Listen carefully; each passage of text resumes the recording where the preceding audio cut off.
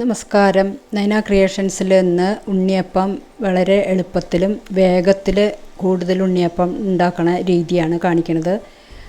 ഒന്നുമില്ല, നമ്മൾ അപ്പക്കാര വെച്ചിട്ട് അതിൽ മാവ് ഒഴിക്കണ സമയത്ത് തന്നെ വേറൊരു സ്റ്റൗവിൽ ഒരു ചീനച്ചട്ടിയിൽ കുറച്ച് എണ്ണ ഒഴിച്ചിട്ട് ചൂടാക്കാൻ വയ്ക്കുക. അപ്പോൾ ഉണ്ണിയപ്പം ഒന്ന് ആയി കഴിഞ്ഞ് ഷേപ്പായി വന്നു കഴിയുമ്പോൾ നമ്മൾ അത് മാറ്റിയിട്ട് ഈ ചീനച്ചട്ടിയിലേക്ക് ഇട്ടിട്ട് ഉണ്ടാക്കിയാൽ മതി.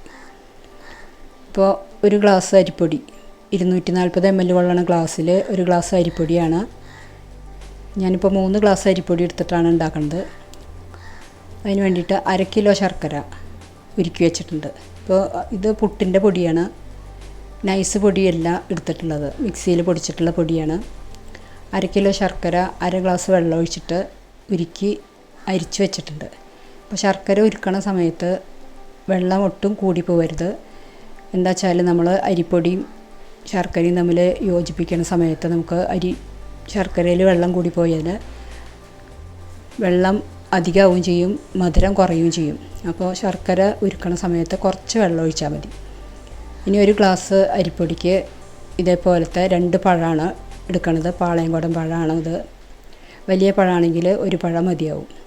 ഇനി ഇതേപോലെ കൈ കൊണ്ട് ഉടയ്ക്കുക, അല്ലാന്നുണ്ടെങ്കിൽ മിക്സിയിൽ അടിച്ചെടുത്താലും മതി.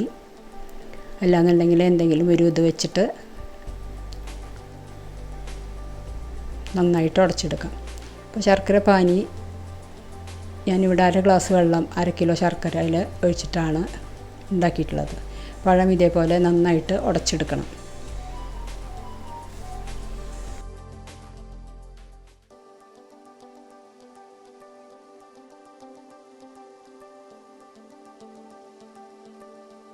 പഴം നന്നായിട്ട് ഉടച്ചെടുത്തിട്ടുണ്ട്. ഇനി ഇതിലേക്ക് അരിപ്പൊടി ചേർക്കാം. അപ്പോൾ അരിപ്പൊടി നമ്മൾ എടുക്കുന്ന സമയത്ത് ഇതേപോലെ ഒരു സ്പൂൺ കൊണ്ട് ഗ്ലാസ്സിലേക്ക് ഇട്ടിട്ട് നിറച്ച് എടുത്താൽ മതി. ഇങ്ങനെ നന്നായിട്ട് അമർത്തി എടുക്കേണ്ട ആവശ്യമില്ല. ഇതേപോലെ ലൂസാക്കിയിട്ടാണ് എടുക്കുന്നത്. ഇതേപോലെ 3 ഗ്ലാസ് അരിപ്പൊടി ചേർക്കാം.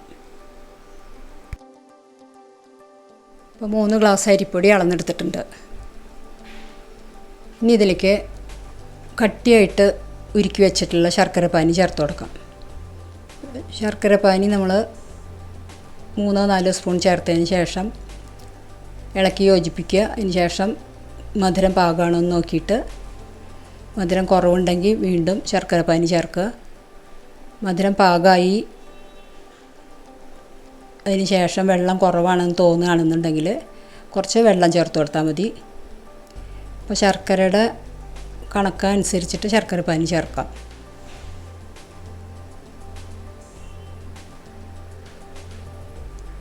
അതിന് ശേഷം അത് നന്നായിട്ട് തന്നെ ഇളക്കി യോജിപ്പിച്ചെടുക്കണം. ശർക്കരപ്പാനി ആവശ്യത്തിന് ചേർത്ത് നന്നായി ഇളക്കി യോജിപ്പിക്കാം. അപ്പോൾ മധുരം കുറവാണ്, ഞാൻ കുറച്ചും കൂടി ഒഴിച്ചു കൊടുക്കുകയാണ്.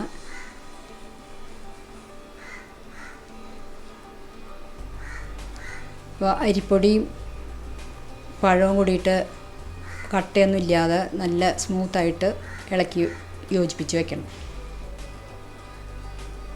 ഇപ്പോൾ കട്ട പോലെയൊക്കെ തോന്നുകയാണെന്നുണ്ടെങ്കിൽ മിക്സിയിലിട്ട് ഒരു കറക്ക് ഇറക്കി എടുത്താൽ മതിയാവും. ഇനി ഇതിലേക്ക് ഒരു നുള്ളു ഉപ്പ് ചേർക്കാം. അതിന് ശേഷം നന്നായി ഇളക്കി യോജിപ്പിക്കാം. അതിന് ശേഷം ഈ മാവ് ഒരു 10 മിനിറ്റ് നേരം ഒന്ന് അടച്ചു വയ്ക്കാം. ഈ സമയം കൊണ്ട് നമുക്ക്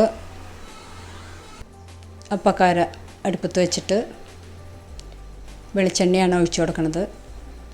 ഇപ്പോൾ ഓരോ കുഴിയിലും ഒരു നല്ലോണം നിറച്ചൊഴിക്കേണ്ട, ഒരു വിധം നിറച്ചൊഴിച്ചതിന് ശേഷം നമുക്ക് പിന്നെ ഇതിലേക്ക് കുറച്ച് നെയ്യും കൂടെ ചേർത്ത് കൊടുക്കുന്നുണ്ട്.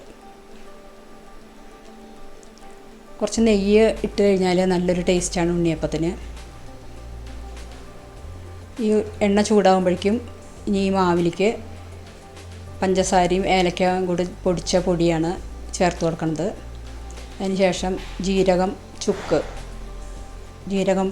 ചുക്ക് പൊടിച്ചത് 1/4 ടീസ്പൂണ്, ജീരകം പൊടിച്ചത് 1/4 ടീസ്പൂൺ ചേർത്തിട്ട് നന്നായിട്ട് ഇളക്കി യോജിപ്പിക്കാം. ഈ വെളുത്ത എള്ളാണ് ഇപ്പോൾ ഇതിലേക്ക് ചേർക്കുന്നത്. ഈ മാവിലേക്ക് വേണമെന്നുണ്ടെങ്കിൽ നാളികേരം ചെറിയ കഷ്ണങ്ങളായിട്ട് അരിഞ്ഞിട്ട് നെയ്യിൽ മൂപ്പിച്ചതിന് ശേഷം ഇതിൻ്റെ കൂടെ ചേർത്ത് കൊടുക്കാം. കറുത്ത എള്ളായാലും കുഴപ്പമൊന്നുമില്ല.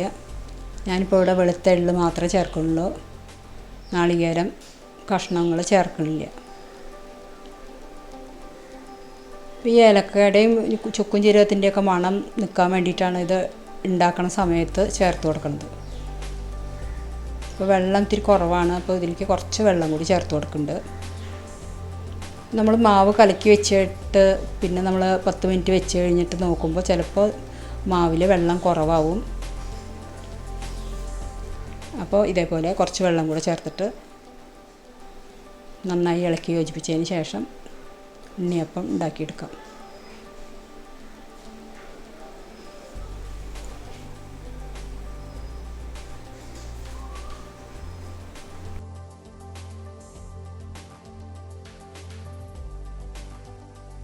ഈ അപ്പക്കാരയിലേക്ക് കുറച്ച് നെയ്യും കൂടെ ചേർത്ത് കൊടുക്കുന്നുണ്ട്.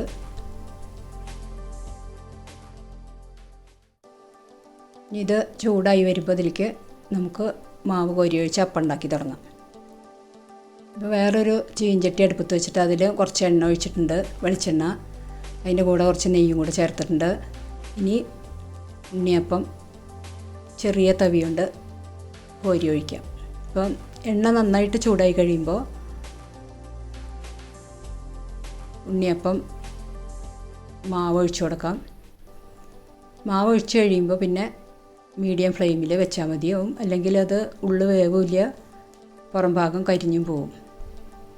അപ്പോൾ ഈ മാവ് ഒഴിച്ച് ഒരു 2 മിനിറ്റ് അല്ലെങ്കിൽ 1-2 മിനിറ്റ് കഴിയുമ്പോൾ ഈ അപ്പത്തിൻ്റെ ഷേപ്പ് വന്നിട്ടുണ്ടാവും.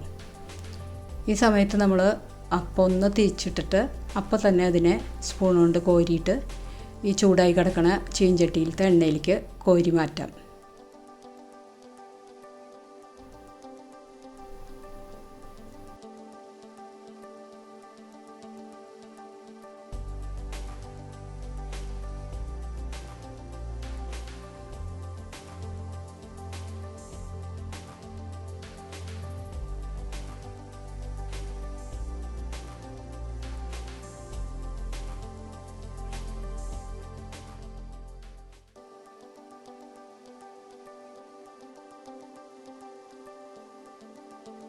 ഈ ചീഞ്ചട്ടിയിൽ ഇട്ടിട്ടുള്ള ഈ അപ്പം പാകത്തിന് മൂത്ത് വരുന്ന സമയം കൊണ്ട് നമുക്ക് ഈ അപ്പക്കാരയിൽ വീണ്ടും മാവ് കോരി ഒഴിച്ചിട്ട് അപ്പത്തിൻ്റെ ഷേപ്പ് വരാനെടുക്കണ ആ സമയം മതി ചീനച്ചട്ടിയിലത്തെ അപ്പം മൂത്ത് കിട്ടും. അപ്പോൾ ഉടനെ തന്നെ ഈ അപ്പക്കാരയിൽ നിന്നുള്ള അപ്പം നമുക്ക് എടുത്തിട്ട് എണ്ണയിലേക്ക് ചീനച്ചട്ടിയിലത്തെ എണ്ണയിലേക്ക് മാറ്റാം. ഈ അപ്പക്കാര കുഴിയിലെല്ലാത്തിലും ഇതേപോലെ മാവ് ഒഴിച്ച് വരുമ്പോഴേക്കും ചീനച്ചട്ടിയിലത്തെ അപ്പം റെഡി ആയിട്ടുണ്ടാവും. ഉണ്ടോ? അപ്പോൾ മൂത്ത് പാകത്തിന് റെഡി ആയിട്ടുണ്ട്. ഇനി ഇത് കോരി മാറ്റി കഴിയുമ്പോഴേക്കും നമുക്ക് അപ്പക്കാരയിൽ ഒഴിച്ചിട്ടുള്ള ആ അപ്പമൊക്കെ ഈ ചീനച്ചട്ടിയിലേക്ക് മാറ്റാൻ പാകത്തിന് വെന്തിട്ടുണ്ടാവും. ഇതേപോലെ ബാക്കിയുള്ള മാവും കൂടി നമുക്ക് ഉണ്ടാക്കിയെടുക്കാം. ഇപ്പോൾ എല്ലാം ഇതേപോലെ ഉണ്ടാക്കിയെടുത്തിട്ടുണ്ട്. ഈ എണ്ണ നമുക്ക് വേറെ എന്തെങ്കിലും ആവശ്യത്തിന് എടുക്കാമല്ലോ. അപ്പോൾ ഒരുമിച്ച് ഒരേ സമയത്ത് കുറച്ച് കൂടുതൽ എണ്ണ ചീഞ്ചട്ടിയിലും ഈ അപ്പക്കാരയിലും ഒഴിക്കാൻ വേണ്ടി വരുന്നേ ഉള്ളൂ. പക്ഷേ ഈ എണ്ണ നമുക്ക് വീണ്ടും ഉപയോഗിക്കാൻ പറ്റും. അത് മുഴുവൻ അപ്പം ഉണ്ടാക്കി കഴിഞ്ഞിട്ടുണ്ട്. ഉൾഭാഗം നല്ല സോഫ്റ്റും പുറം ഭാഗം ക്രിസ്പി ആയിട്ടുള്ള നല്ല ടേസ്റ്റോട് കൂടിയിട്ടുള്ള ഒരു അപ്പം റെഡി ആയിട്ടുണ്ട്. അപ്പോൾ ഈ മെത്തേഡ് എല്ലാവർക്കും ഇഷ്ടമായി എന്ന് വിചാരിക്കുന്നു. എൻ്റെ ചാനൽ സബ്സ്ക്രൈബ് ചെയ്യാത്തവരുണ്ടെങ്കിൽ ഒന്ന് സബ്സ്ക്രൈബ് ചെയ്തോളൂ. അടുത്തുള്ള ബെല്ലൈക്കണും കൂടി ഒന്ന് മറക്കാണ്ട് പ്രസ് ചെയ്തോളൂ. അപ്പോൾ ഇന്നത്തെ വീഡിയോ എല്ലാവർക്കും ഇഷ്ടമായി എന്ന് വിചാരിക്കുന്നു. ഇനി അടുത്തൊരു വീഡിയോയുമായിട്ട് വീണ്ടും കാണാം. എൻ്റെ ചാനൽ കണ്ട എല്ലാവർക്കും നന്ദി, നമസ്കാരം.